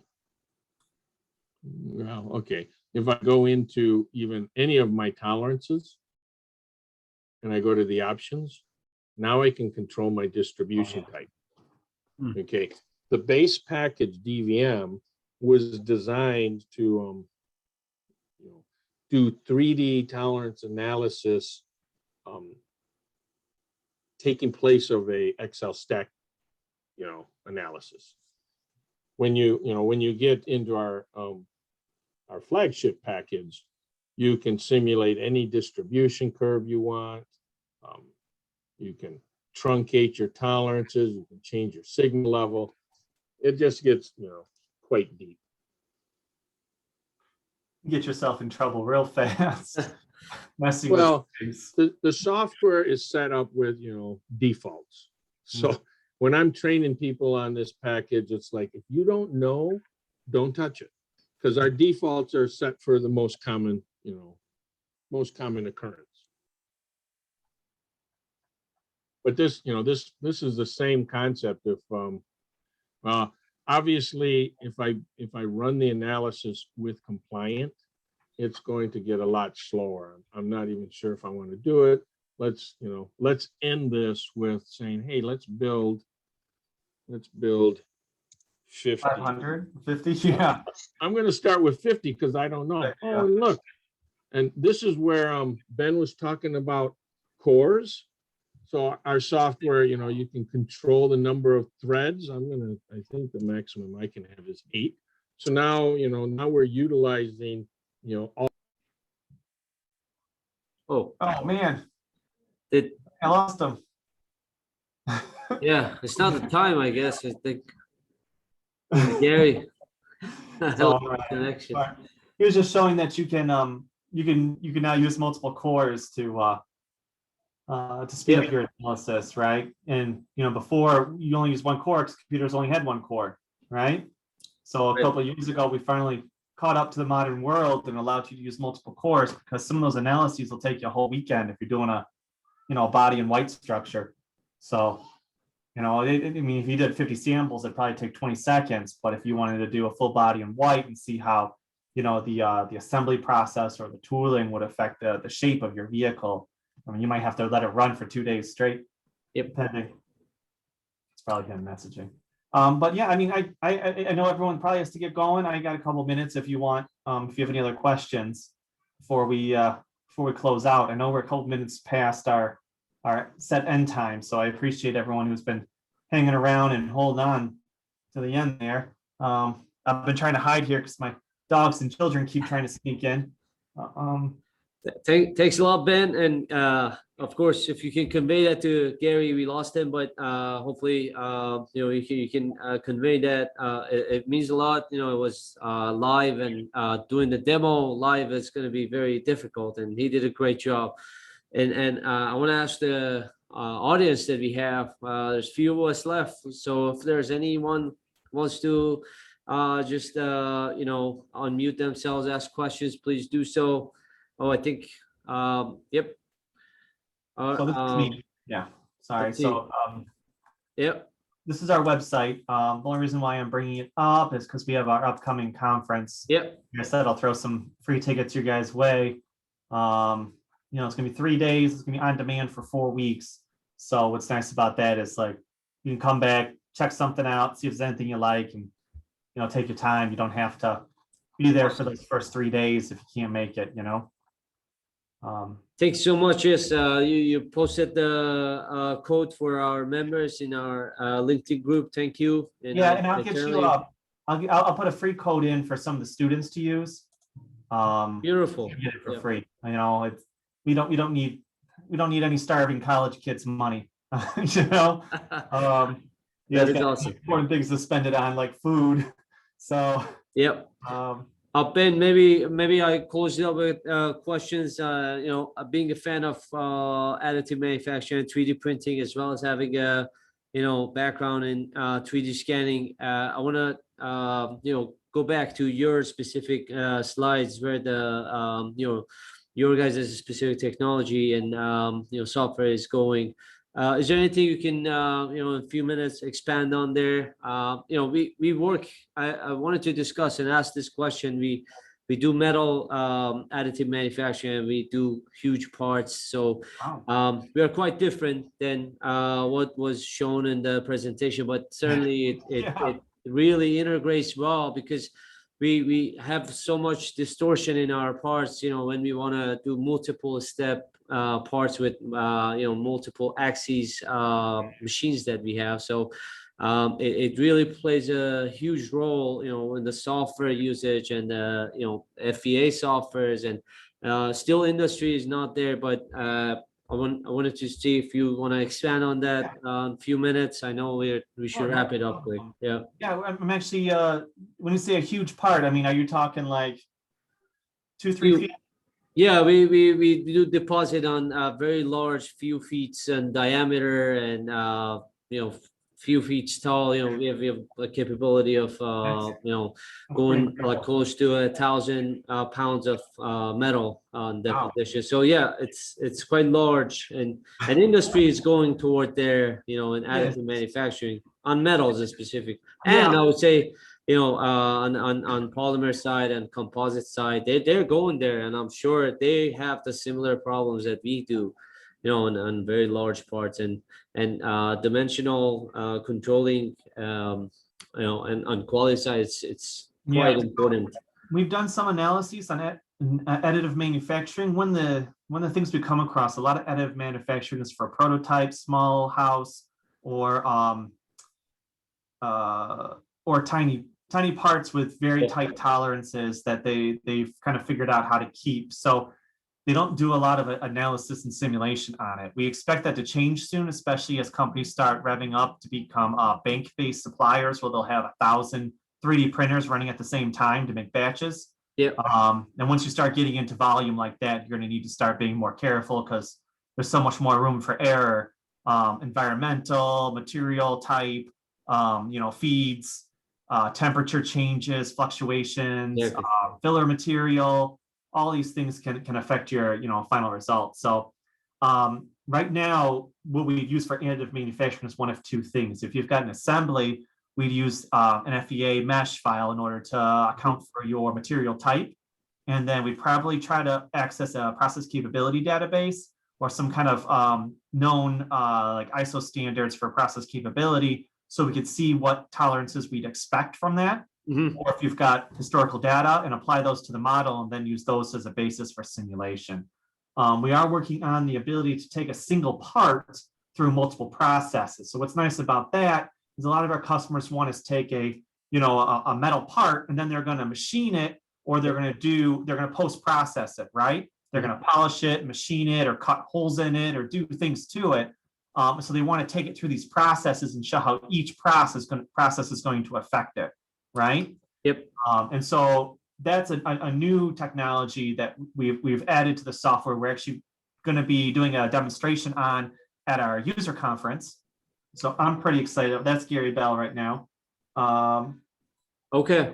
Yeah. So we can do it. It depends on what your end result is, what your objective is, and what kind of material you're using. Plastics are a lot harder right now, just because they form so much. And there's so much variation. So one issue with that is just your results are going to be kind of all over the place, because you're taking into account so many different variables that if you try to account for all of them and design a worst case, you're going to over engineer your product. Exactly. Right. Exactly. So yeah. So I'd be really interested to do a proof of concept with you. If you wanted to partner with us, that'd probably be something, we wouldn't want to be charging anything for, because we do it for an academic test, as a lot of our customers are starting to talk about this more. Sure. We're interested in getting more into it. It's just like I said. Yep. It's something that we're actually excited, and we're actively looking to see what it's out there in the industry. Where is the cutting edge? For sure, I'll be in contact. Well, I know we passed the line. Really, I really appreciate your time and Gary's time and everyone who attended. Let's close it in here. And if anyone wanted to connect to Ben, and you don't have you don't work with LinkedIn, or you can find him for sure on LinkedIn. But if you wanted to reach out to us, we can connect you to him. And get Ben, if you have any slides you wanted to pass to us, that we can pass it to the our audience, we'll do that. All right. Yeah, I'm gonna bake in that it's like $75 to go to our event, so I'm gonna bake in that free ticket into the slide deck and pass it to you. Okay, wonderful. Yeah, you just have to have an active student email. So if you don't have an active student email, you're just a member of SME, you might have to spend $10 to get in. Awesome. So, but I'll do what I can there. All right. Well, thanks so much, Fahad. Thank you. I really appreciate it. Thank you so much, everyone. And you have a great evening. Thank you. All right. Bye-bye. Get out of here. There it is. All right.